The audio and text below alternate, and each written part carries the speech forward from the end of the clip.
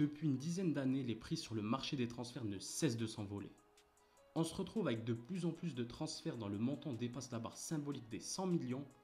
Souvent investis dans des joueurs d'exception, ces sommes ne garantissent pas toujours un transfert réussi. On va donc revenir aujourd'hui sur ces transferts à plus de 100 millions afin d'expliquer les échecs et les réussites de ces transferts et des échecs, il y en a tellement. Petite précision, on ne parlera pas de Moises Caicedo, Declan Rice, Jude Bellingham ou encore Harry Kane parce que ces transferts ils sont tout frais.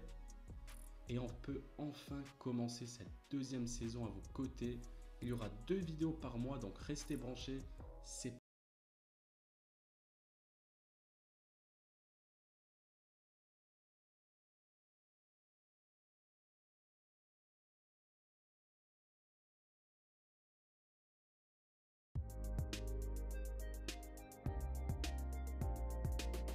On commence cette vidéo avec le premier transfert de l'histoire à 100 millions, l'arrivée de Gareth Bale au Real Madrid en provenance de Tottenham.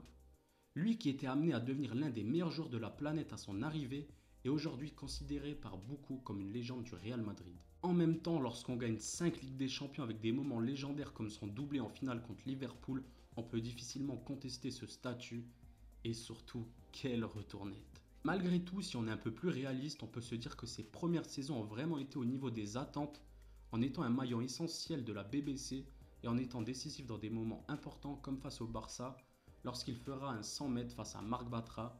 Le pauvre, il est encore en train de courir. Mais après 3 ans, la situation devient compliquée. Il complète bien l'attaque du Real mais ne prendra jamais le leadership. Il sera toujours dans l'ombre de Cristiano Ronaldo et c'est aussi là que les problèmes arrivent. Il est la cible des médias madrilènes qui le tiennent pour responsable du mauvais début de saison 2015 du Real. Lui qui n'a jamais appris l'espagnol possède des problèmes de communication avec la presse, les supporters et ses coéquipiers. Il perdra sa place petit à petit suite à de nombreuses blessures qui s'enchaîneront et son implication sera remise en question après le fameux drapeau Wales Golf Madrid in that order. Les gars, on a dédié une vidéo tout entière à Gareth Bale et elle s'affiche juste ici. Donc n'hésitez pas à aller visionner cette vidéo. On va mettre la note de 7 sur 10 à Gareth Bale puisqu'il est quand même devenu un grand joueur du Real Madrid avec des moments légendaires malgré qu'il n'ait pas atteint son plein potentiel, notamment à cause de ses blessures.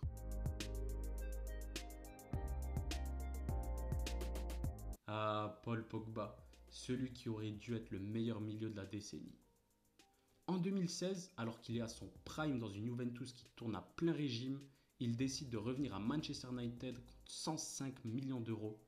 Il veut prouver sa valeur au club qu'il a transféré gratuitement à la Juve lorsqu'il était plus jeune. Avec le recul, le choix de carrière est franchement mauvais parce qu'il rejoint un Manchester United vraiment en déclin. On a l'impression que c'est un peu plus un caprice afin de prouver que les Red Devils s'étaient trompés par le passé qu'un transfert pour booster sa carrière. Et on le sent très vite. Pogba est seul au monde dans cette équipe. Il n'a jamais été accompagné d'un milieu de qualité à ses côtés. L'effectif de United n'est pas au niveau pour répondre aux attentes de Pogba qui fait de son mieux les premières années.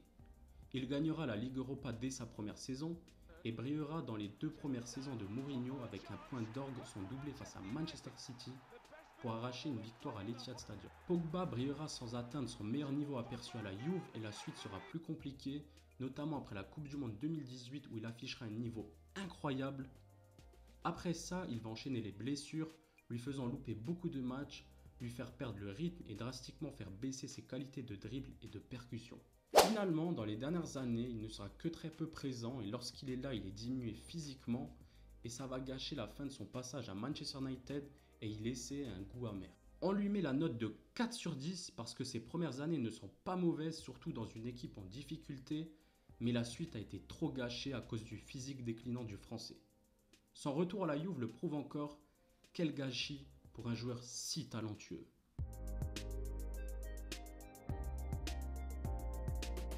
C'est peut-être le pire de la liste. Alors qu'il avait quitté Chelsea très tôt dans sa carrière avant d'exploser, Romelu Lukaku fait son retour en 2021 chez les Blues après avoir conquéri l'Italie. Le Belge ne passera qu'une saison à Chelsea ne marquant que 15 buts et loupant ainsi à nouveau de montrer son talent aux Londoniens. Les performances sur le terrain ne valent pas les 113 millions déboursés, mais pire encore, sont les performances en dehors du terrain. Après quelques temps, Lukaku dira que le club de sa vie est l'Inter. On voit déjà le personnel. Le club vit alors cela comme une trahison et ne lui fera plus vraiment confiance. Il sera envoyé en prêt la saison d'après à l'Inter, faisant son retour et retrouvant quelques couleurs, malgré des blessures. Aujourd'hui, Chelsea cherche par tous les moyens de s'en séparer, malgré un prêt conclu à l'Inter Milan l'année dernière et cette année à l'AS Roma, après un feuilleton infernal lors de ce mercato estival. L'histoire d'amour n'aura donc jamais pris entre le Belge et Chelsea qui se font maintenant la guerre. Il n'y a absolument rien de positif, c'est pourquoi on lui met 1 sur 10. Le 1 point, c'est vraiment pour la participation à la vidéo. Merci Romelu.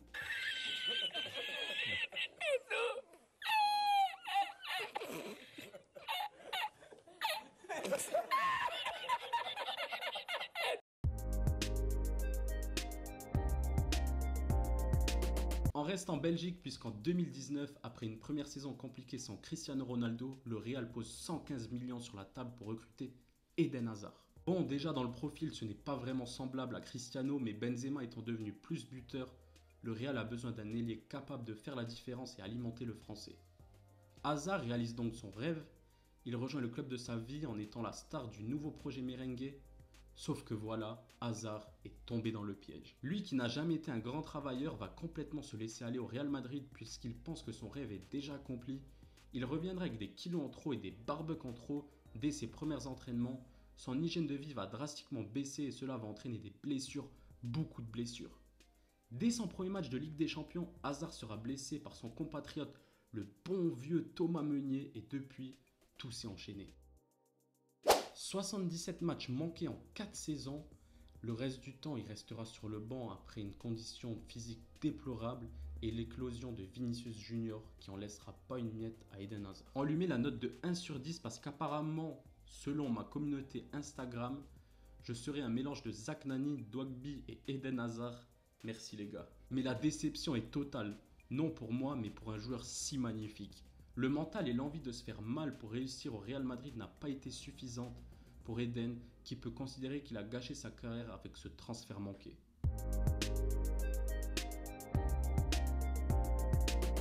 En 2018, je suis tranquillement chez ma nonna et j'allume la télé et je vois quoi? Cristiano Ronaldo signe à la Juventus. Cristiano choque la terre entière en quittant le Real avec qui il vient de remporter une 3e Ligue des Champions d'affilée. Il rejoint la Juve pour 117 millions et pour se lancer un nouveau défi. L'objectif de la Juve est simple, recruter Mr Champions League pour l'aider à conquérir l'Europe. Bon, de ce point de vue, ça n'a pas été un franc succès, l'équipe est éliminée très vite à chaque édition malgré les bonnes performances de Cristiano, souvent buteur notamment face à l'Ajax et à Lyon, sans oublier son incroyable triplé face à l'Atlético. Malheureusement pour lui, il est arrivé au moment où la Juve commençait à décliner. C'était un peu une période de transition et surtout le club a perdu sa qualité. Malgré tout, le ratio du Portugais est absolument fou et lui n'a connu aucune baisse de niveau. Il aura conquéri un nouveau championnat en le remportant 2 fois. 9 sur 10 pour lui. C'est presque 10 mais il lui manquait le succès européen mais son équipe n'a jamais été à la hauteur. On ne peut pas mettre moins pour l'un des rares joueurs à réussir à inscrire 30 buts en une saison de Serie A et celui qui est devenu le joueur le plus rapide à inscrire 50 buts dans le championnat italien. On passe au joueur le plus drôle d'Europe. Bon, on va vous mettre ce classique, regardez ça.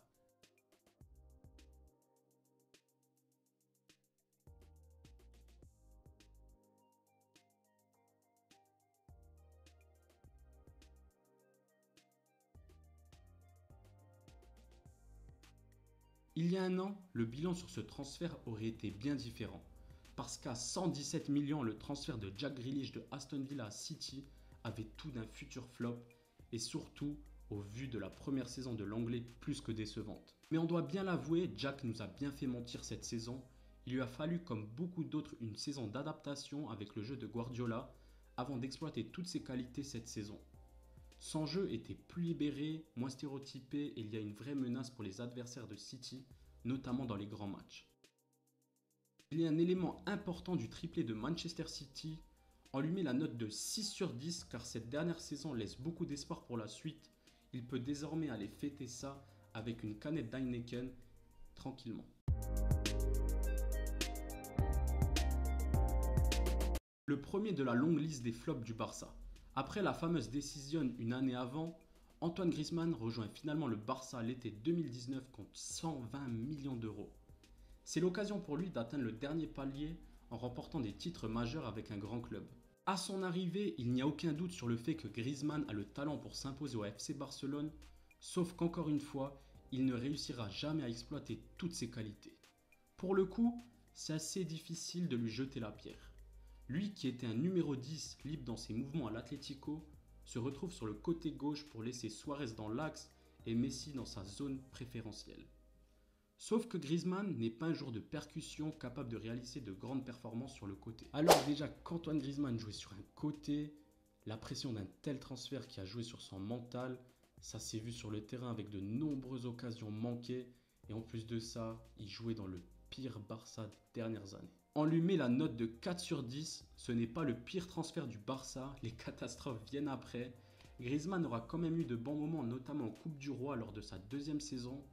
Il retournera à l'Atlético 2 ans après son arrivée en Catalogne.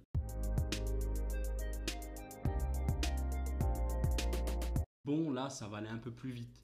Après avoir été élu meilleur jeune joueur de la Coupe du Monde 2022, Enzo Fernandez rejoint Chelsea à l'hiver contre 121 millions d'euros. La suite, on la connaît. Chelsea a recruté toute la planète mais ne parvient pas à avoir des résultats même en ayant recruté les Avengers. Pour le coup, Enzo est peut-être l'un des seuls à ne pas être catastrophique, mais il faut évidemment attendre la saison à venir pour juger pleinement ce transfert. Ce qu'on peut dire déjà, c'est que c'est évidemment ultra cher, mais l'ancien milieu de Benfica est vraiment un joueur de qualité et encore jeune. Il y a de quoi être optimiste, on ne va pas le noter pour l'instant.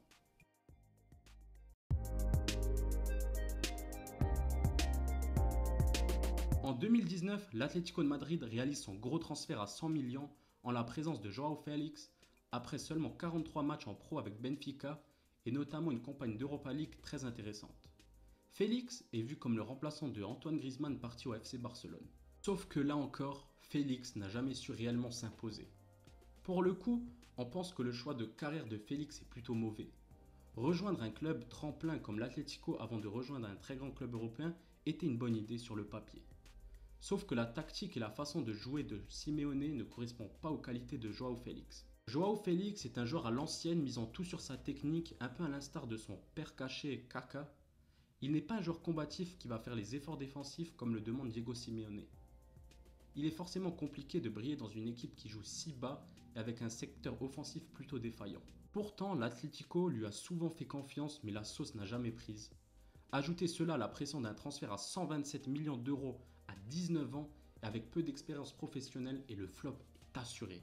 Il y a bien sûr eu des bons moments car Félix est un joueur totalement magique mais pas suffisamment pour que l'Atlético veuille le garder. C'est pourquoi ils ont tenté de l'envoyer en prêt à Chelsea mais une nouvelle fois un prêt non concluant pour le joueur portugais. Ça nous fait presque de la peine de voir un si beau joueur avoir échoué. On espère pour lui que rejoindre une équipe plus joueuse comme le Barça lui permettra de vraiment exploser. C'est pour ça qu'on lui met la note de 3 sur 10.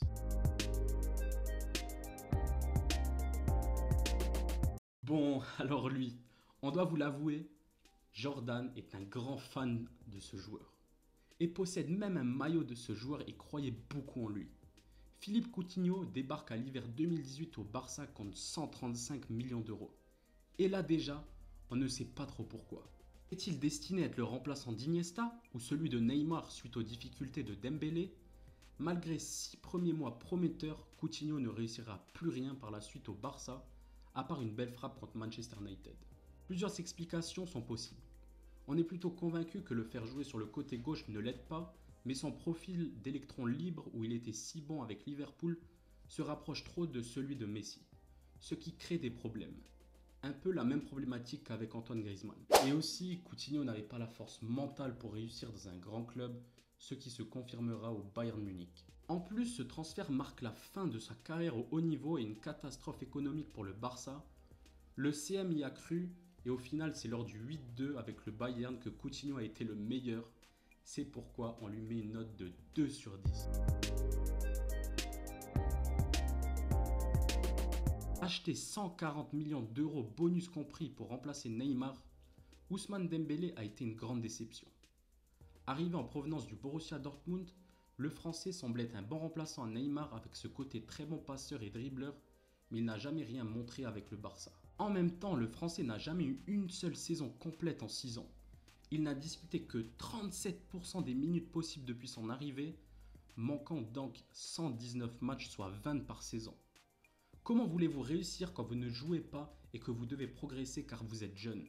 Son raté face à Liverpool restera évidemment dans tous les mémoires, comme sa course inexplicable face au Real ou le fait qu'il ne savait pas parler selon Messi.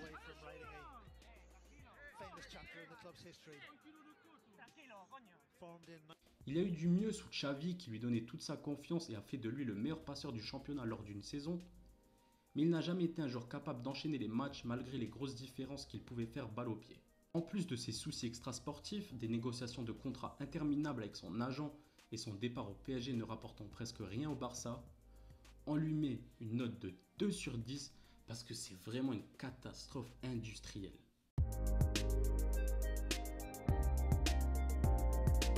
L'été 2017 est celui des grandes ambitions pour le PSG qui recrute Kylian Mbappé Lotin pour 180 millions d'euros après le parcours incroyable de Monaco en Ligue des Champions dont il est décisif. Il est à ce moment considéré comme le jeune prodige du football français et ne tardera pas à assumer ce statut. Il devient très vite la star de l'équipe au détriment du joueur dont on va parler juste après. Il est certainement la plus grosse réussite de cette liste. En 6 ans, Mbappé est devenu le meilleur buteur de l'histoire du PSG, l'un des meilleurs joueurs du monde si ce n'est le meilleur. Il est le joueur qui fait les différences côté PSG alors qu'il jouait avec Neymar et Messi. Il y a un PSG avec et sans lui. Il a été l'auteur de performances XXL en Ligue des Champions alors que son équipe ne suivait pas toujours. Paradoxalement, la seule fois où le PSG est allé en finale de Ligue des Champions, Mbappé était diminué et n'a pas été décisif. C'est tellement dommage. Malgré tout, il est difficile de ne pas parler de réussite pour un joueur qui a terminé 4 fois meilleur buteur de Ligue 1 et qui est encore maintenant l'un des joueurs les plus décisifs du monde. Il y a eu quelques histoires hors des terrains, mais sur la pelouse, Mbappé a presque répondu toujours présent. On peut donner la note de 9 sur 10 à ce transfert.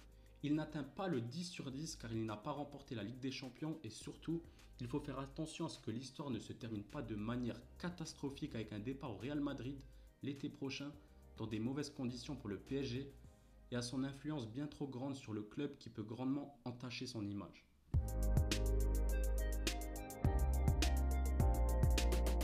Le transfert le plus cher de l'histoire du football. À l'été 2017, quelques temps après la remontada, le PSG fait sauter la clause libératoire de Neymar. Son contrat avec le Barça prend fin et le Brésilien rejoint la capitale pour 222 millions d'euros. À ce moment, le PSG veut recruter le top joueur qui fera passer le club dans une nouvelle galaxie, celle des potentiels vainqueurs de la Ligue des Champions. Neymar veut sortir de l'ombre de Messi et veut être le chef d'orchestre de son équipe qu'il veut mener au succès afin de réaliser son destin ultime, qui est de remporter le Ballon d'Or. Ce transfert est un tremblement de terre pour la planète foot et déclenchera des tensions entre le Barça et le PSG. Très vite, Neymar humilie la Ligue 1, ses premiers mois sont tonitruants, le Brésilien surclasse tout le championnat, mais Neymar n'est pas venu pour ça, mais pour remporter la Ligue des Champions. Et c'est là que le bas blesse. Neymar n'est jamais là lors des phases finales de Ligue des Champions. En 6 saisons, Neymar n'a disputé qu'une seule fois les manches aller-retour du match éliminant le PSG. C'était en 2021 face à Manchester City. Il y a bien eu le Final 8 où finalement Neymar porte le PSG jusqu'en finale et quelques bons matchs notamment face au Bayern en 2021 ou encore Liverpool en 2018, mais c'est tout. Neymar a manqué 119 matchs pour cause de blessures avec le PSG et comme par hasard, toujours dans les moments importants de la saison, merci le carnaval. Si on additionne cela à ses histoires extrasportives, ses caprices de star, son hygiène de vie déplorable et ses feuilletons à chaque mercato, Neymar n'a rien apporté au PSG. Ah si, j'avais oublié. Quelques ventes de maillots, quelques magies en Ligue 1, mais pas du tout ce que le PSG attendait au vu de l'objectif principal qui était la Ligue des Champions. On lui met la note de 3 sur 10 pour les stats et le Final 8, mais quand on est le plus gros transfert de l'histoire du football, on doit jouer les plus gros matchs de la saison, et Neymar ne l'a jamais fait en plus d'avoir clairement connu une chute de son niveau due à ses nombreuses blessures. Voilà l'équipe, la vidéo touche à sa fin, la première vidéo de la deuxième saison de Football Day sur YouTube. On trouvait ça intéressant de revenir sur les transferts les plus chers de l'histoire parce qu'on constate énormément de flops. Il y a plus de flops que de réussites. En même temps, il est difficile de rentabiliser un tel investissement et la pression sur les épaules des joueurs doit être incroyable. Mais bon, comme on a vu lors de ce mercato, les clubs ne s'arrêtent pas, les clubs saoudiens, anglais ou encore qataris. Je pense que ça va devenir une norme et ça, c'est bien dommage.